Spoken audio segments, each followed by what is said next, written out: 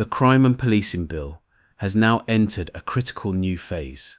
The government has tabled fresh amendments for Lord's report stage, and these changes matter because they will shape what survives into the final version of this law.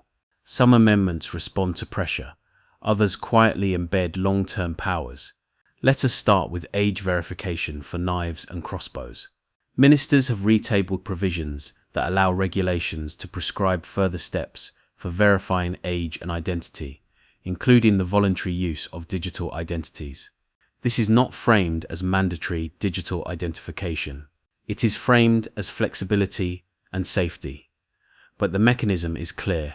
Parliament approves the framework now. The detail comes later through regulations. Today, it is offensive weapons. Tomorrow, it could be wider categories.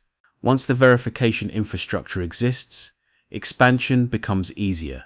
Next, protest-related changes. The government has retabled an offence concerning protests outside homes.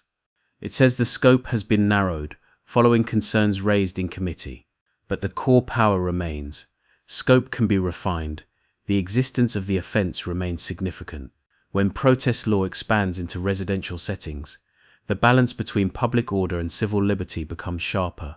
On unauthorised encampments, the government is reducing the no-return period from 12 months to 3 months, following a High Court ruling that found the previous period incompatible in areas lacking authorised sites. That is a reminder of something important.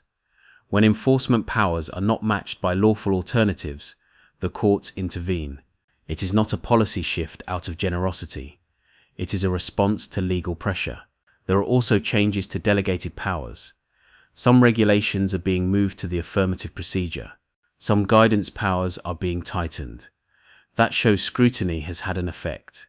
But it also confirms how much of this bill still relies on future regulations rather than fixed limits in primary legislation. This is what report stage really is. It is the moment when warnings from committee are either absorbed, softened, or resisted. It is the last realistic chance to narrow broad powers before third reading. The public debate often focuses on headline offences. The real shift happens in definitions, regulation-making powers, and procedural details. If this bill becomes law in its current direction, it will not be because no one raised concerns. It will be because Parliament chose which warnings to accept and which to leave in guidance rather than statute. Watch the regulations, watch the scope, watch what is left open for later. This is Sheppard Lens Media. Independent, unfiltered, human. Please like, share, comment and subscribe to the channel.